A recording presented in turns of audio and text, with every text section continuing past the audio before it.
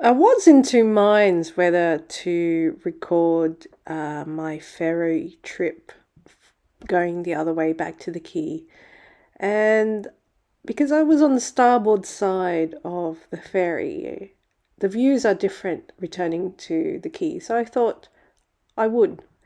So I'm glad I did because there are different views that you can see on the return to the quay. So here you can see the aspect northwards towards Manly, and around the corner here is Green Point Reserve. Past the point here is Camp Cove, which can be seen from the Manly ferry. But as you can see, I'm filming the northern side of the trip back to Circular Quay.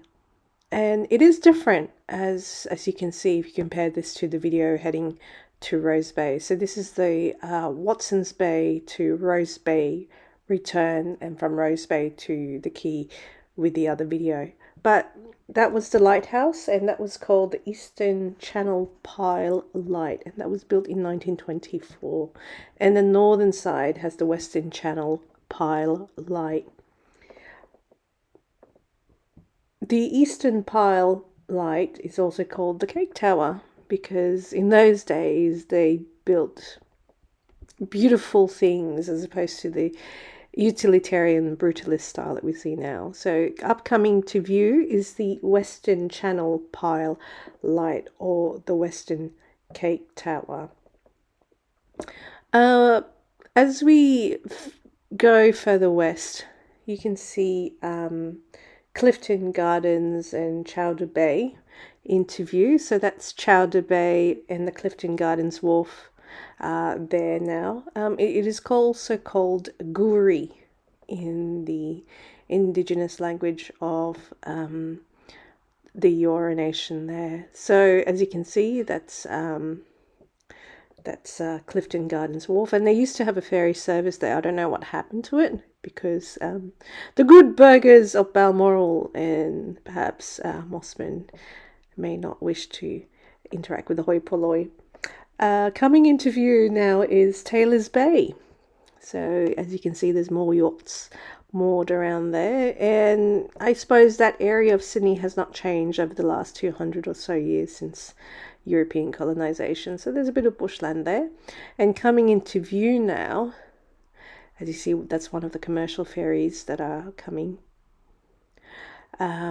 is that long peninsula with Bradley's Head and its lighthouse. So there you can see Bradley's Head and its lighthouse, and we now see the beautiful vista of the CBD as we head back to Rose Bay from Watsons Bay. So this is the view that you will see.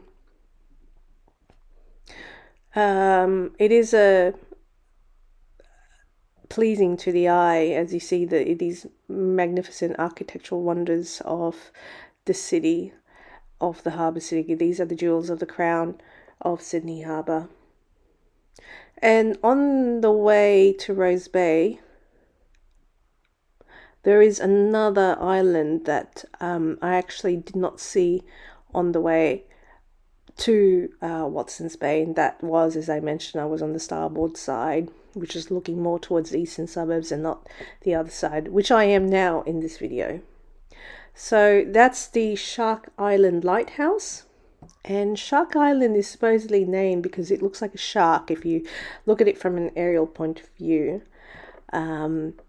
It's a rocky island, and as I said, it's bushland, and it's part of the Sydney Harbour National Park. But if you look at it from above, it looks like a greyness shark or a wobbegong. It doesn't look very predatorish like, say, like the great white. It does look pretty flat to me.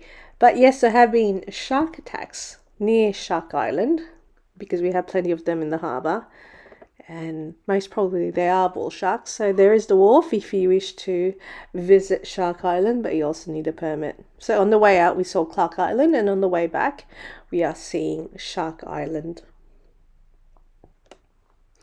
And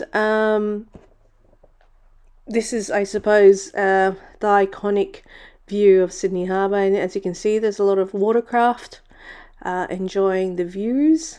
I wish I could turn on the sound for this video, but just because it was windy outside the ferry, there is a lot of background noise, and I suppose you can't really hear the commentary. But that's the eastern side of Point Piper, one of Australia's most expensive postcodes, I think vying with Codslow in WA in Perth.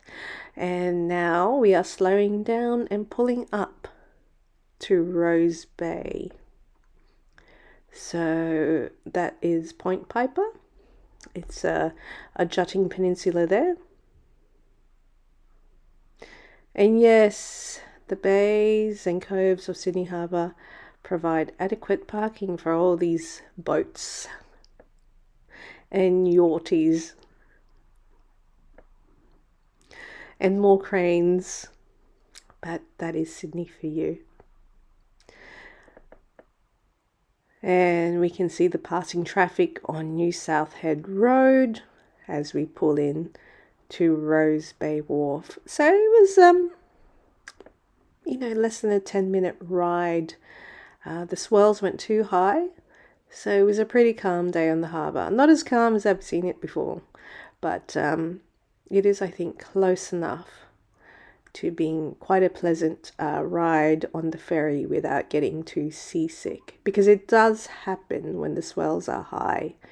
They've cancelled ferries before when the waves are too high and people get seasick if, say, it's a 1 or 2 meter swell. But that's in any coastal town, really. So yes, we are slowing down to New South Head Road at Rose Bay as we pull towards the wharf. It's not as busy as Parramatta Road, but it's the main arterial road of the eastern suburbs. So just another pan I show you. And Mr. Martin will hate this when he sees this video because I'm panning too much. But there in the background is Shark Island. And that is the Watsons Bay to Rose Bay leg of the F9 ferry service.